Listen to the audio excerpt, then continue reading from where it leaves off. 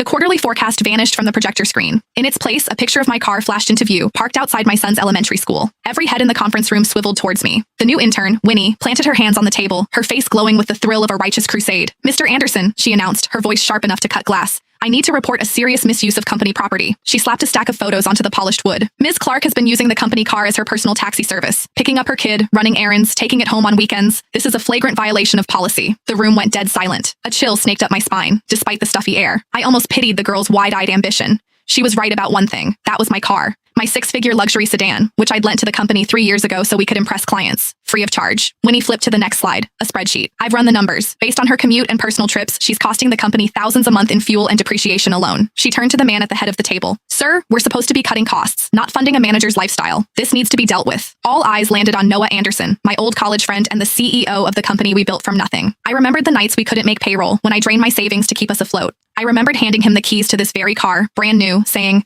"The company needs this more than I do." He'd used it for 3 years. I'd paid every cent for gas, insurance, and maintenance. I'd even been the one to drive it to the airport for client pickups when our driver was out. Everyone in this room knew it was my car. Trevor from marketing, who just last week borrowed it to take his father to the hospital, was suddenly fascinated by his keyboard. Macy from reception, who took it for joyrides every month, shot me a look of pure disgust. Noah's fingers tapped a slow, deliberate rhythm on the table, his tell when he was weighing his options. He wouldn't meet my gaze. "Ava." His voice was cold, unfamiliar. "Is what Winnie said true?" The air left my lungs. True?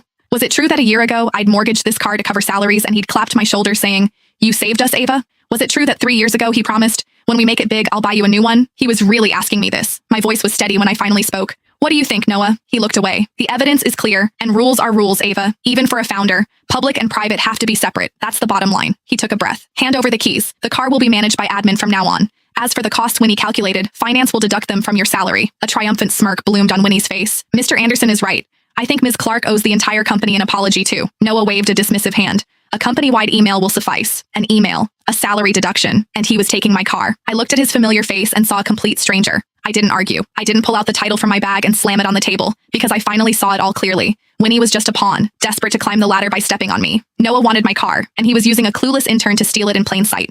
3 years is a long time. Long enough for a lie to feel like the truth, for a gift to be mistaken for an entitlement. I stood, my movements slow and deliberate. I pulled the keys from my bag and set them on the conference table. The metallic clink cut through the silence. "Fine. I accept the decision." My eyes found Noah's, a faint, cold smile touching my lips. "I hope the car continues to bring the company good luck." Noah, who had clearly braced for a fight, let out a slow breath. The tension drained from his shoulders. "Ava, it's for the best. You have to understand, my hands are tied here." Winnie snatched the keys, clutching them like a trophy. "See? If you just cooperated, we wouldn't have had to make this a public spectacle." I gave her a long look, a flicker of pity the only thing I felt. She had no idea what she was holding. She thought she'd just won the battle. In reality, she'd just handed me the match.